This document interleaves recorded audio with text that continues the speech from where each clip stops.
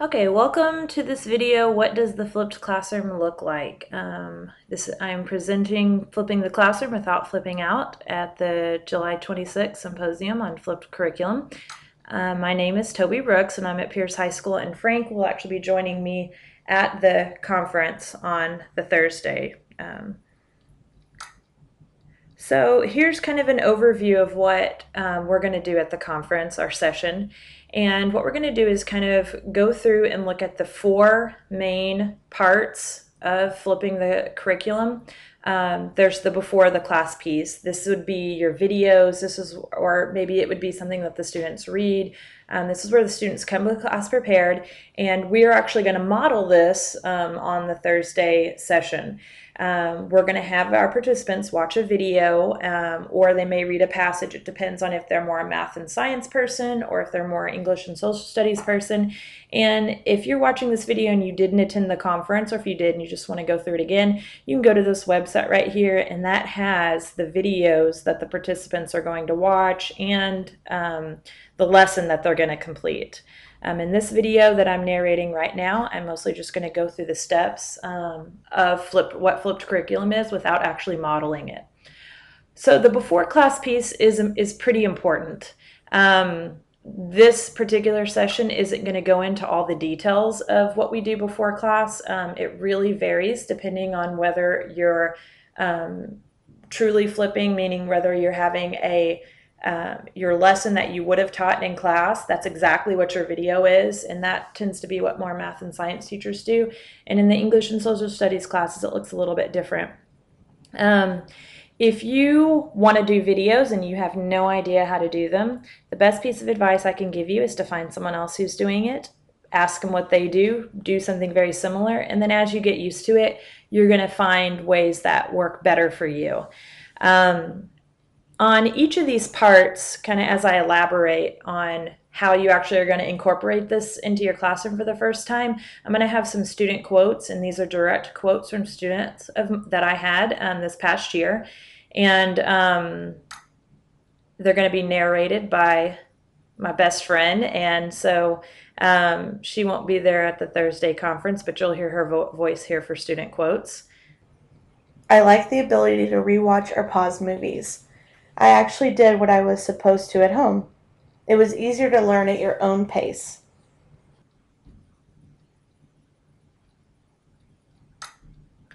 So what you see with those quotes is that the students like doing this because they have a homework that's attainable. They can actually watch the video.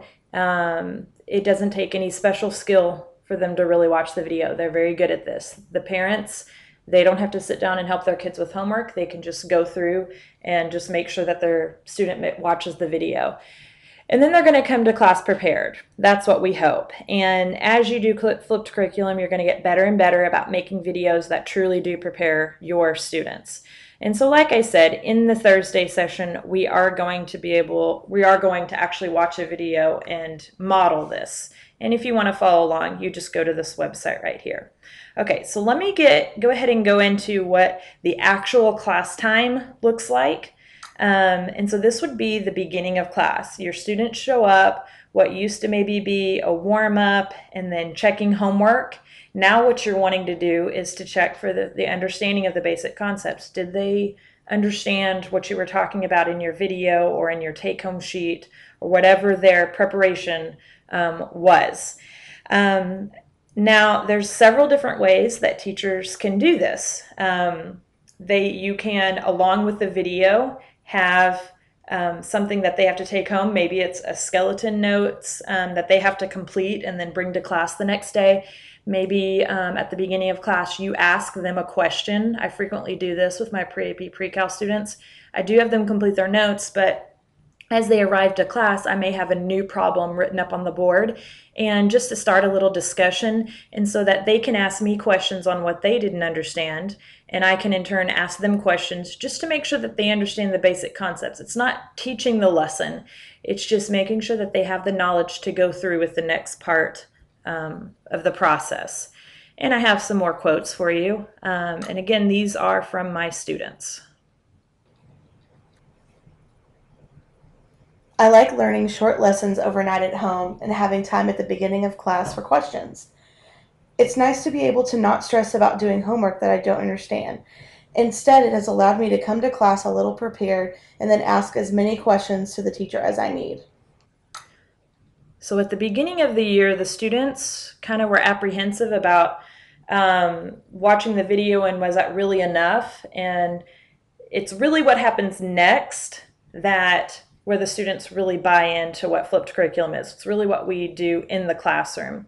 In the Thursday session at the conference, we are going to be able to, we're going to model this at the beginning of class by having all the participants, after they've watched their video and read their assignment, they're going to ask questions of each other at their table. And myself, Frank, we may come around and ask some of the participants questions just to make sure that they did it and that they understand it. And they're going to ask us questions in case there were anything that they didn't understand. The whole point here is to have an open dialogue. This really is a main idea of flipped curriculum. And you want the beginning of class to start it off right and just get going right away. I know in math, the beginning of the class used to be sometimes 20 minutes of answering questions about last night's homework, and I would even have to cut them off. The beginning of class now is a more positive. It's look at what we already know. Now let's take it further. Okay, so let's get to the bulk of the class time. This is what we're doing during class. And so we're applying the lesson. We're not waiting for the homework when they're on their own to apply the lesson. They're going to apply the lesson right there in class.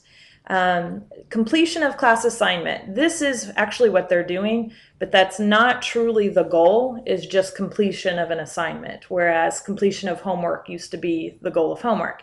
The goal is that they learn the material. So they may not actually complete the class assignment. If they're having really good conversation with other students, they may only get half the assignment done. So in my class, I really encourage my students to make sure that they're getting one of each type of problem finished. I may put problems up on if I know it's a particularly long assignment, I may say, make sure you do problems 1, 5, 10, and 15, and then they can go back and finish the other ones. That's really just depends on the level that you teach, both meaning your subject, your age level, if it's an honors class, if it's a regular class. It really just kind of depends on your kids. At this point, the teacher is not up there dispensing all the information. They're acting as a guide. You're walking around. Your students will naturally have lots of questions just like they had over their homework, but instead of just answering it for them, you're going to help them get to the next step. And what I noticed is there were times where a lot of students were asking me the same question, and I would help the first couple. And then as more students were asking the same question, I would know either A, I would have to go back up on the board and clarify one of the concepts, or if it wasn't that, if it was just that it was a difficult homework problem, I would have the students I already help those who had the question, because they already know how to do it, and then they can do what I've modeled for them, which is acting as a guide, helping the students solve the problems on their own.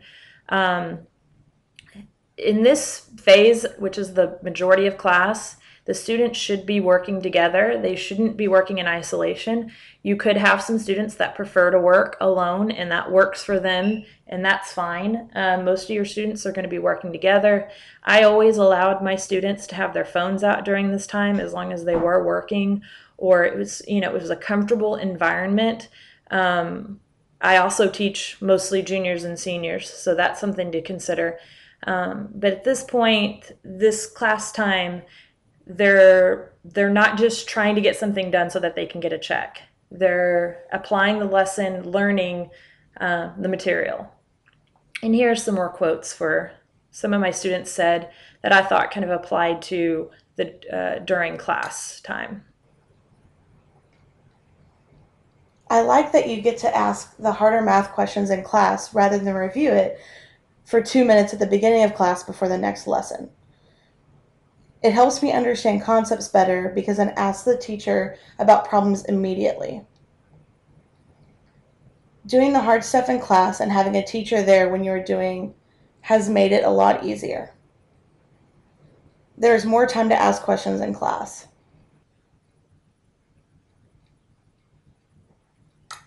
I found that when I asked my students about during class time, that they really liked the fact that I was there when they were doing the most challenging problems. That they didn't even know, well, some of them knew, but some of them didn't even know what frustration they had over doing the challenging problems on their own when they were getting the basic information with the expert in the room. Which is something that that's the easier part to do on their own, especially with technology.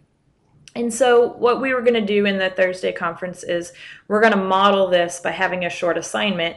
And if you want to follow along with that, you just got to go right up here to Frank's website. And again, we're going to have people work in groups. And if someone really prefers to work alone, then they can. Okay, so now we have at the end of class. Before the end of class may have been, hurry up, let's quickly finish the notes and make sure homework gets assigned.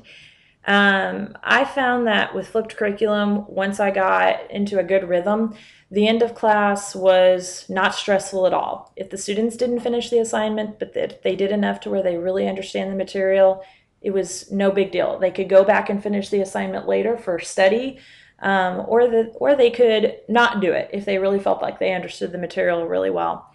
The whole point of this phase is that the students, you want to know, do they understand what they're doing here?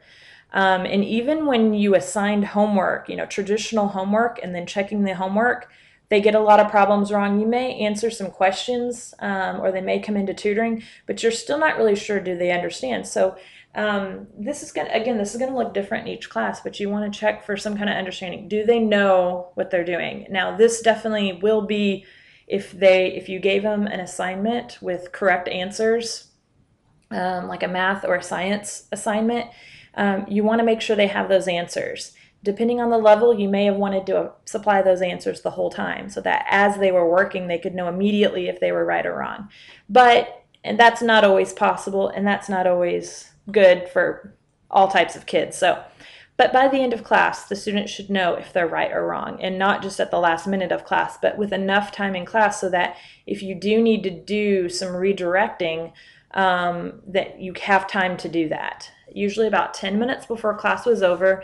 If the students didn't already have the answers to their assignment, then I put it up there. I would ask questions. Those that were not finished would continue to work. Those that had questions would ask. And many students would go ahead and start watching the video for the next night. So that they wouldn't have homework. Some of my videos are only about 10 minutes long, so they could even get that knocked out at the end of class. That's not the norm, but some students prefer to do that. And so here are some student quotes about the end of class.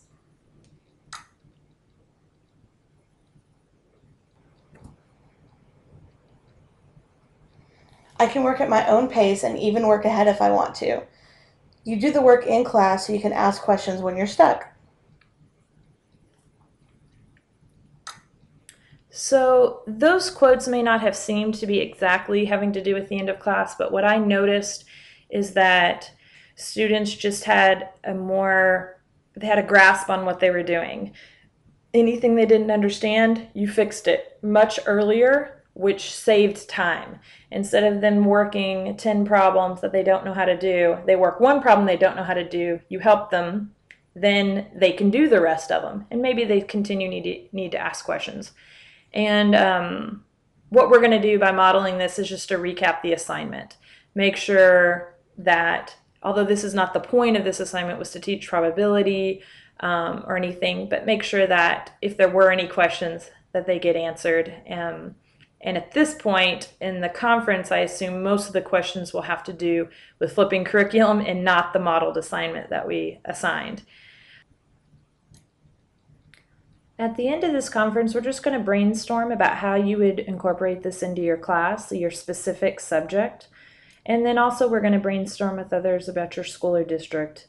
The best advice I can give to any new teachers flipping curriculum is that they brainstorm with other teachers who are doing this or who have done it, and to get ideas. The more you talk about it, the more you're going to figure out how it's going to work for your class.